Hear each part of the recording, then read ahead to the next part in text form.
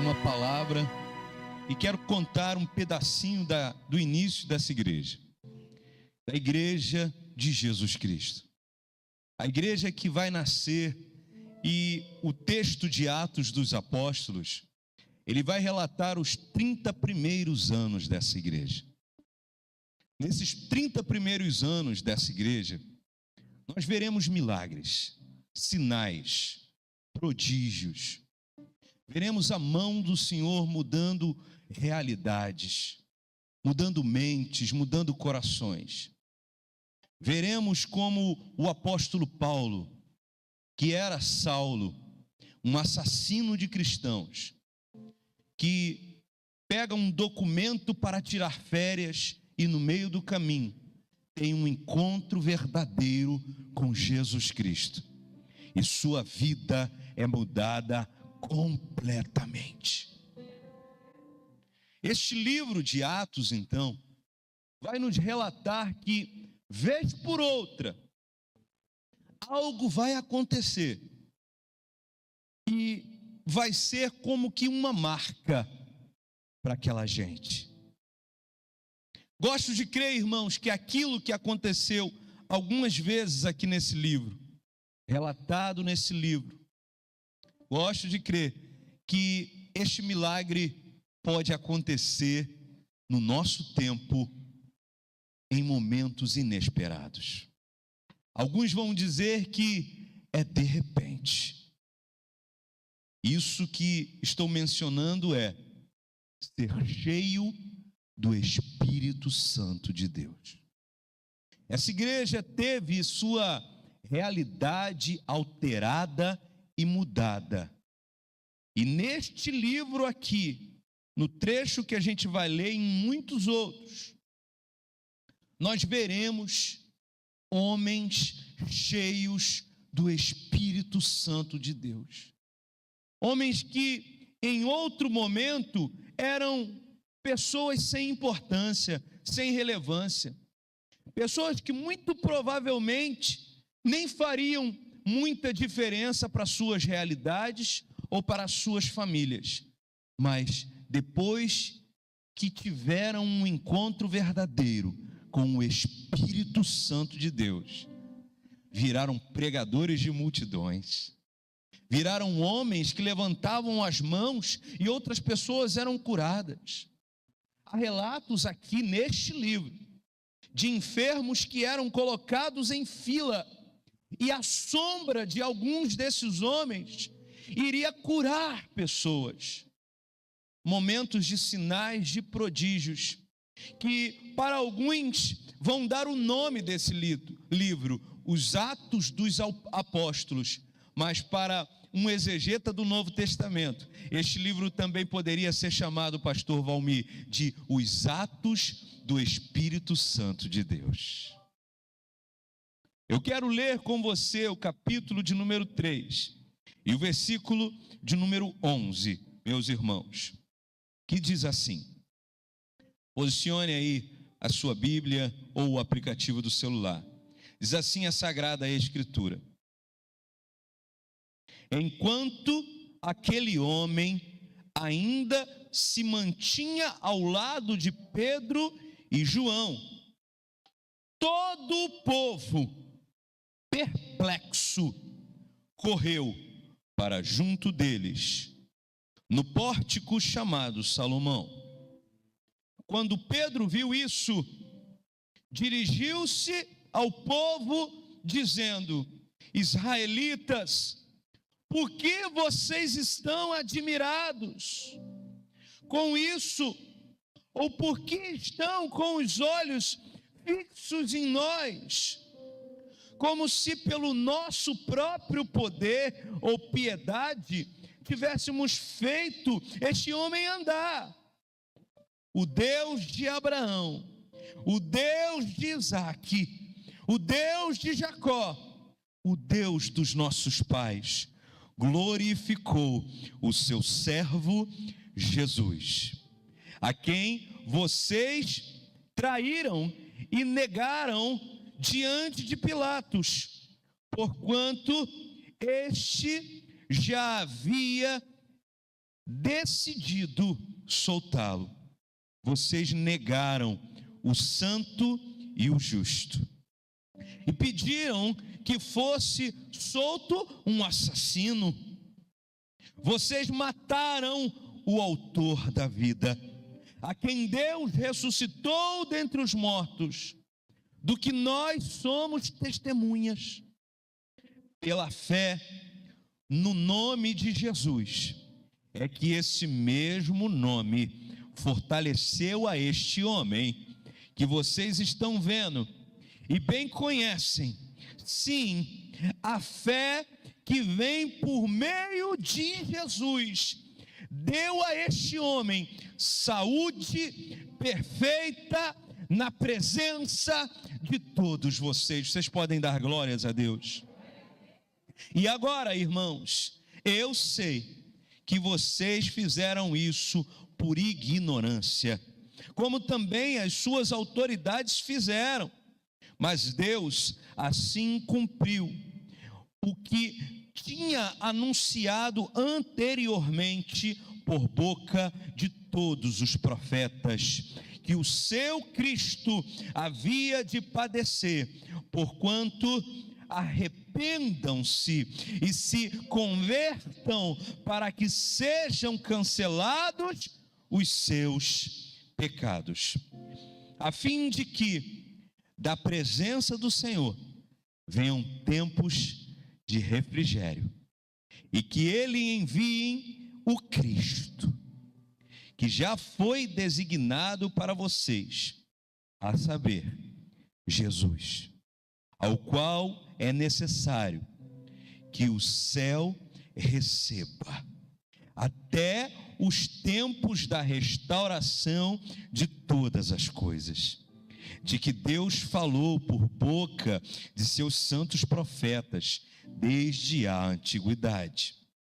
Porque Moisés disse: o Senhor Deus fará com que do meio dos irmãos de vocês se levante um profeta semelhante a mim, e esse vocês ouvirão em tudo o que ele disser.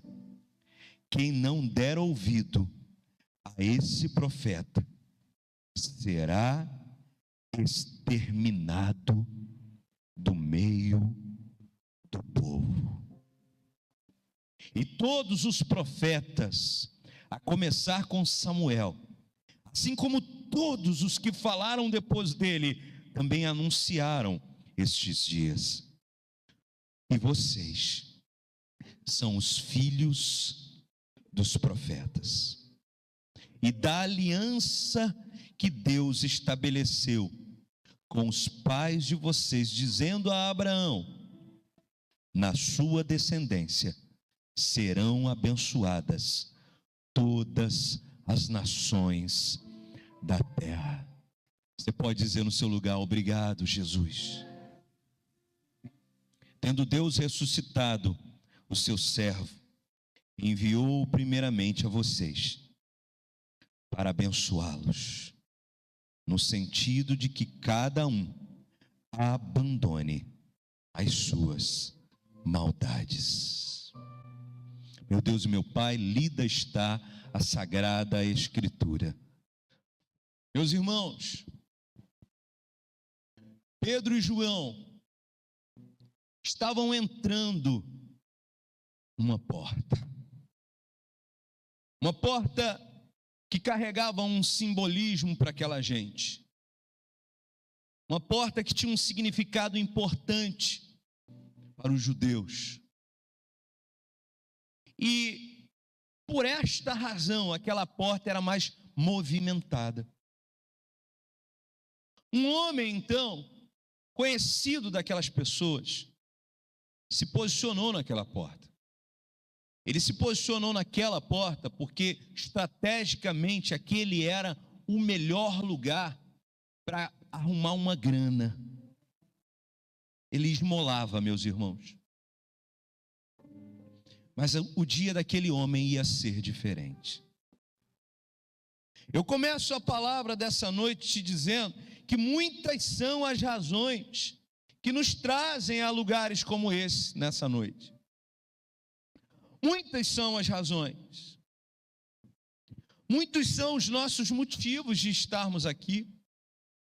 Alguns vêm para a igreja por conta de amigos. Outros vêm para a igreja porque não conseguem lidar com as angústias da vida que vivem. Outros vêm para a igreja só por uma convenção social. Mas na noite desse dia, eu quero crer que que esse seja um dos casos de alguns de nós aqui, que a nossa realidade seja alterada pela presença do Espírito Santo de Deus. A intenção daquele homem era a grana. A estratégia dele era estar naquela porta porque passava mais gente. Mas Deus não se importa com as nossas intenções. Deus não está nem aí. Quem está preocupado com intenções somos nós. Pastores fazem julgamentos. Diáconos, obreiros, irmãos e irmãs, vizinhos fazem julgamentos. Talvez alguém que me conheça ou te conheça vai nos ver aqui na igreja e vai achar: fulano está na igreja por isso, por aquilo. Esse é o interesse dele, esse é o interesse dela. Mas deixa eu te dar uma notícia: não importa o interesse que te trouxe hoje aqui. Da mesma maneira que não importou o interesse que levou aquele homem que esmolava aquela porta. Ele inclusive colocou para fora o seu interesse. Ele olhou para Pedro, ele olhou para João e ele disse: ei, me dá aí alguma coisa, me dá uma moeda. Ele, quando pede, irmãos, ele revela da sua natureza.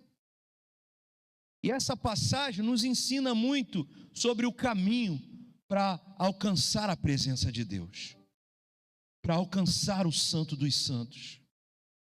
O homem e a mulher que vai ter a alegria de tocar o coração de Deus, não é aquele que se apresenta diante de Deus falando assim: ah, eu estou aqui hoje, mas eu sou um marido bom à beça, lá em casa não falta comida, nunca atrasei minha conta de luz, eu sou um homem bom. Aquele dali que está na porta do botequim é um infeliz que precisa mesmo de milagre. Mas eu não, estou vindo na igreja aqui só porque a minha mulher insiste muito, meus filhos aqui perturbam muito minha ideia, mas eu sou um homem bom. Essa pessoa, com esse raciocínio, vai ter muita dificuldade de tocar o coração de Deus. A maneira correta de tocar o coração de Deus, irmãos, é estar à porta da casa dele, como um mendigo, com uma consciência de que somos miseráveis. E de que se não fosse a sua graça, a gente talvez nem estivesse vivo hoje aqui, respirando. Assim aquele mendigo olha, pastor Valmir, para Pedro e para João e fala: ei, me dá uma grana. É isso que eu vim buscar aqui neste lugar. E Pedro, irmãos, não tinha. Mas ele tinha algo muito mais precioso para compartilhar. Pedro então faz aquela famosa frase, que se você é um crente estudioso, querido irmão José está ali, né? Helder.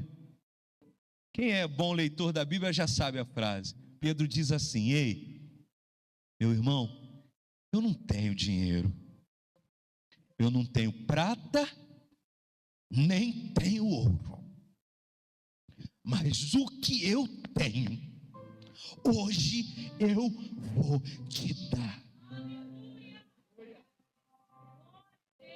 O que ele tinha, irmãos? Ele tinha o que cada um de nós pode ter, gente: a disponibilidade de decidir ser igreja de Deus. A disponibilidade de ter um coração que diz assim: para além de tudo nessa vida, o que mais eu preciso ter é a presença de Deus no meu coração. É o poder do Espírito Santo fluindo da planta dos meus pés até o último fio da minha cabeça. E Pedro, então, nessa autoridade, entenda, irmãos, não foi uma técnica humana que ele usou, não foi uma capacidade de oralidade que ele usou, não foi uma capacidade de se posicionar, não foi uma roupa ajeitada, não foi um perfume, foi o poder que morava dentro dele. E ele disse: não tenho dinheiro, mas o que eu tenho, hoje eu vou te dar, meu irmão. Seja abençoado. E milagrosamente, aquele homem levantou. E aí chegamos aqui, no versículo 11. Pedro então percebe que quando aquele homem começa a andar, o texto aqui vai dizer, Lucas vai dizer que o povo fica perplexo. Aqui nesse texto entendemos porque Deus nos dá livramento. Eu pergunto para você nessa noite, quem é que está aqui hoje e já recebeu um livramento de Deus? Dá um glória aí no teu lugar. Você já se perguntou por que Deus te livrou? Eu sempre me pergunto isso, gente.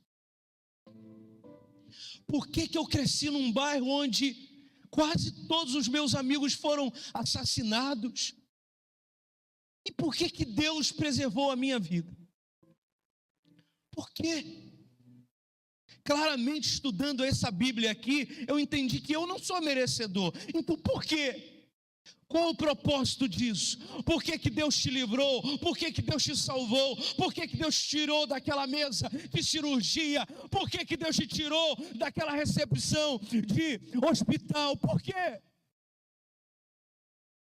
Porque Ele queria fazer da sua história uma história de milagre, que deixasse os outros perplexos. Foi isso que aconteceu aqui, meus irmãos. O homem, há anos, era um mendigo àquela porta. Recebe uma oração. E uma multidão cerca. Pedro então se levanta. E pergunta: ei, por que vocês estão admirados? Ei, por que vocês estão assim, achando que uma coisa tão grande aconteceu? Por que vocês estão aqui olhando para mim? Pedro fala. Não fomos nós. Pedro fala: o Jesus que vocês mataram, foi Ele que fez um milagre na vida deste homem. Irmãos, no nome do Senhor Jesus Cristo, nós precisamos aprender, e o crente, ele logo aprende isso, e o bom crente aprende isso rápido, meu irmão. Precisamos aprender a devolver toda a honra e toda a glória ao Senhor Jesus Cristo. Por que você está vivo? Para a honra e glória de Jesus. Por que Ele te preserva? Para a honra e glória de Jesus. Pastor, além de me preservar, Ele ainda me deu uma família. Para quê, pastor? Para a honra e glória de Jesus. Pastor, Ele me deu até uma casa, pastor.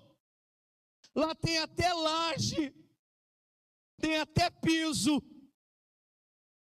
Eu hoje estava nela lá, pastor, e até comi um arroz com feijão. Cadê o glória a Deus, Sérgio? Pastor, hoje eu almocei até um galeto, pastor, eu nem fiz, eu fui na moça ali e comprei um galeto por R$32, pastor.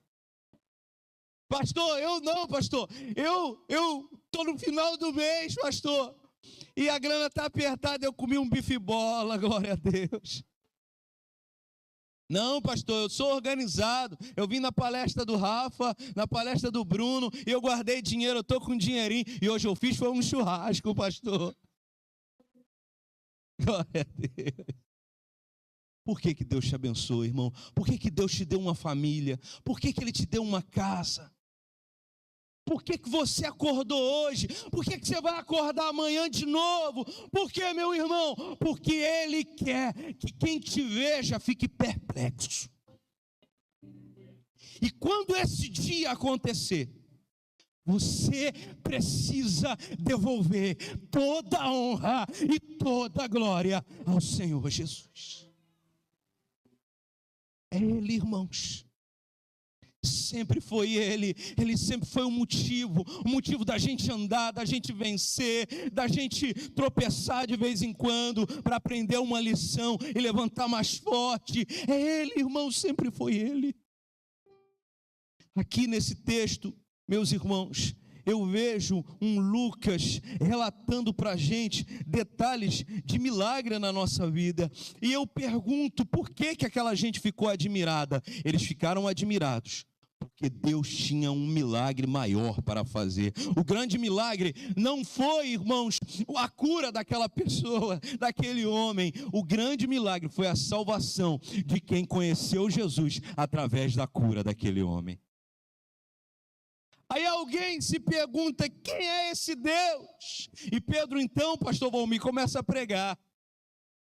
E ele diz na eloquência do sanguíneo Pedro, ele diz,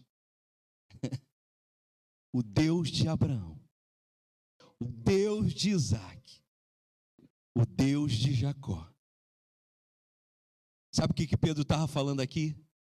Ele estava dizendo assim, o Deus que fez uma obra na família de Abraão. O Deus que fez a obra na família de Isaac. E o Deus que fez a obra na família de Jacó. É esse Deus que fez a obra e o milagre na vida desse homem. Glórias a Deus.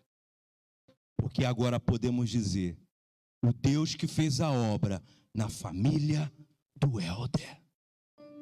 O Deus que fez a obra na família do Mazinho. Amém, gente? O Deus que fez a obra na família do José. Estou vendo aí a galera ali.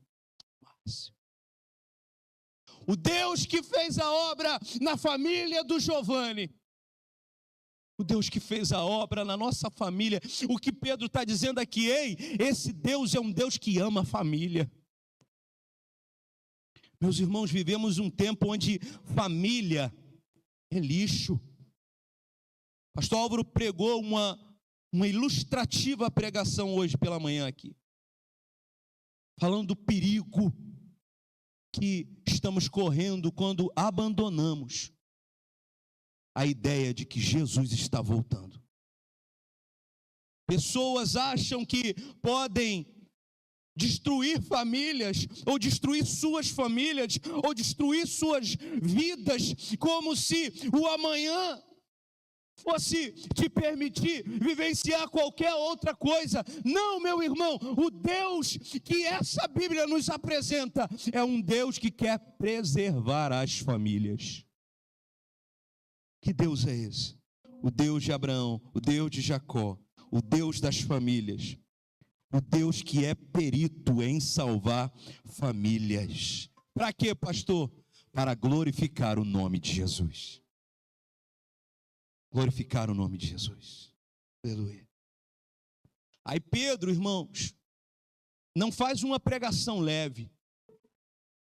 Ele está com aquela multidão, aí alguém pode falar assim, ei, Pedro, pega suave, porque eles chegaram agora, pega suave. Suave? Você vai ver o suave. Aí Pedro vira para eles e fala, ei, vocês negaram um homem santo e um homem justo e escolheram ficar do lado de um assassino. Fazendo citação à passagem onde aquele povo havia liberado Barrabás e mandado assassinar Jesus Cristo. Meus irmãos, a escolha nos é proposta todo dia do Senhor especialmente, todo culto que a gente coloca a planta do pé numa igreja como essa, ou em tantas outras igrejas que nós já passamos, meus irmãos, todo dia a gente escolhe ou o santo e justo, ou o assassino. Pedro olha para aqueles homens e diz mais: vocês não mataram qualquer um. Vocês mataram uma das mais belas frases desse livro. Vocês mataram o autor da vida. Meus irmãos, é chegado o tempo na nossa vida que a gente tem que parar de alimentar aquilo que está assassinando a gente. A gente gasta muito tempo com a nossa vida alimentando coisas que estão acabando com a nossa casa. Quem sabe você está aqui hoje e você está alimentando coisas que estão assassinando o teu casamento, a tua relação com os teus pais, a tua relação com os teus vizinhos, com os teus amigos. Mas nessa noite, o pregador Pedro, através do autor Lucas, nos convida, Luquinhas, a deixar de lado os assassinatos que a gente tem feito com a nossa vida e com as nossas escolhas.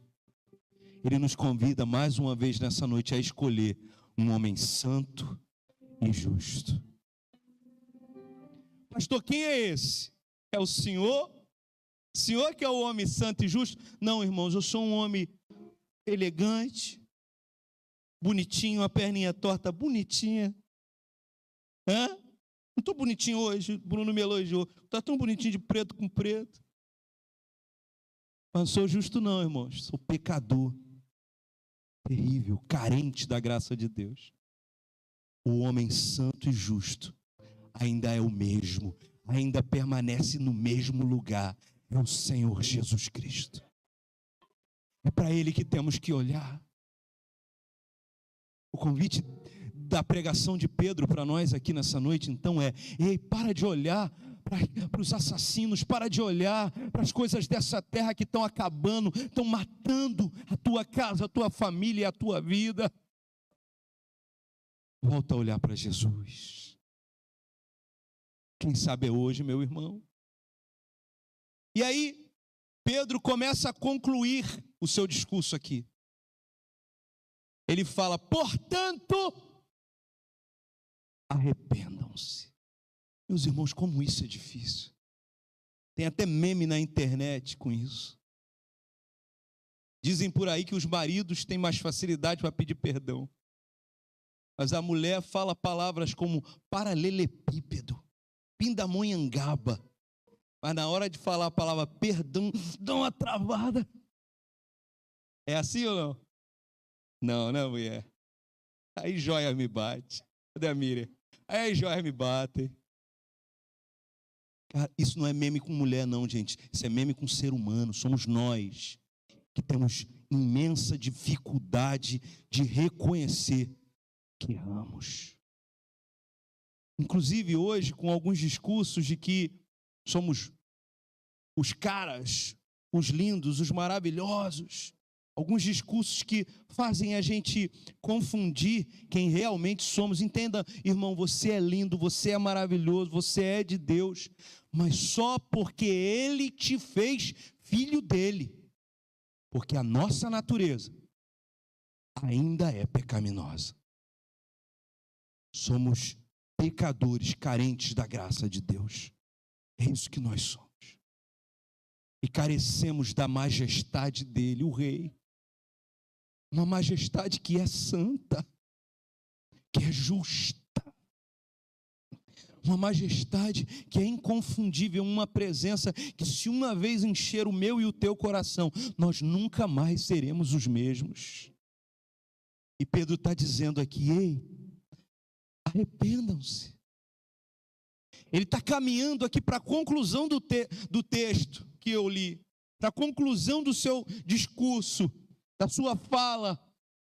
da sua homilia, e na conclusão ele conclui que, com tudo isso que ele disse, citando Moisés, citando Abraão, Isaac, Jacó, sendo um grande teólogo que foi, fazendo grandes citações aqui, ele conclui numa imensa simplicidade. Ele fala: gente, a conclusão de tudo isso é que você é um pecador e precisa se arrepender.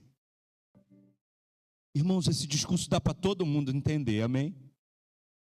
Se eu falar palavras complexas aqui, se eu der cambalhota, se eu falar coisas simples aqui, qualquer um aqui dentro pode entender isso, hein, meu irmão? Se você duvidar de qualquer outra coisa, se você não entender qualquer coisa que tenha sido dita ou cantada aqui hoje, saia desse lugar com uma convicção: você precisa aprender a se arrepender. Nós precisamos apresentar diante do Espírito Santo um coração arrependido. Para quê, pastor? O texto ele vai dizer que quem aprendeu a se arrepender, ele vai vivenciar a presença do Espírito Santo. Esse livro vai relatar isso aqui dezenas de vezes. As pessoas estavam reunidas, veio o Espírito Santo. Estavam reunidas num outro momento, cantando uma música, veio o Espírito Santo. Estavam reunidos no meio da pregação, veio o Espírito Santo. Uma presença inconfundível, uma presença sem igual, que ensina a gente a se arrepender. Jesus foi preso injustamente. Ele foi levado injustamente. Sabe o que seria justo? A gente ser preso, nós sermos levados, nós sermos crucificados, nós termos ido para o inferno, porque somos pecadores, somos peritos em pecar. Pastor, mesmo depois de crente, irmãos, mesmo depois de crente, a gente ainda erra, a gente ainda falha. E graças a Deus que temos o Espírito Santo para interceder por nós com gemidos inexprimíveis.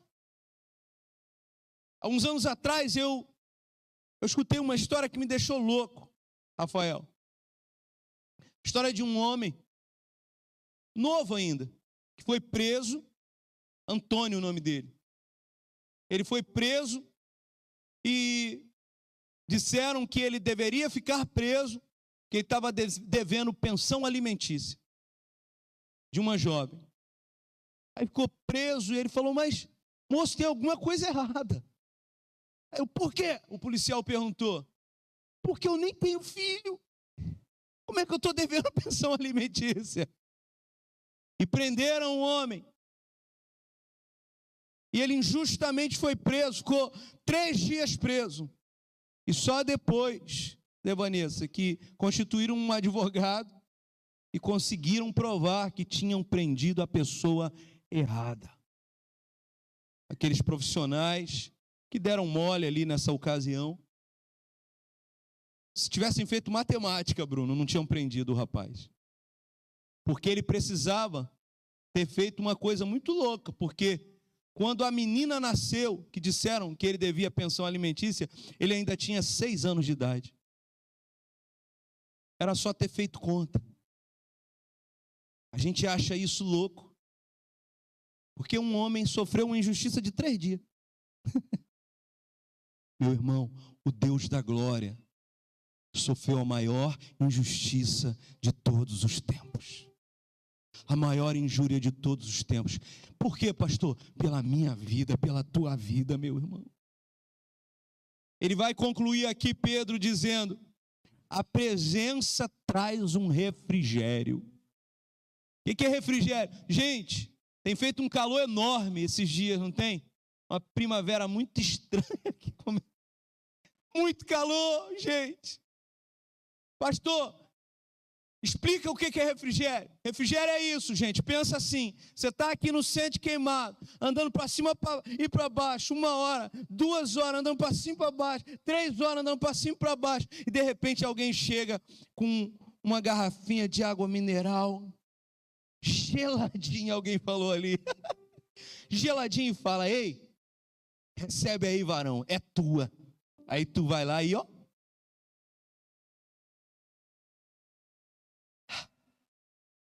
glória a Deus. Não é bom beber uma água depois? Dá uma sensação de quê? Refrigério. O que Pedro te está propondo aqui é que a presença do Espírito Santo de Deus na minha e na tua alma é capaz de gerar isto, saciando a sede da nossa existência.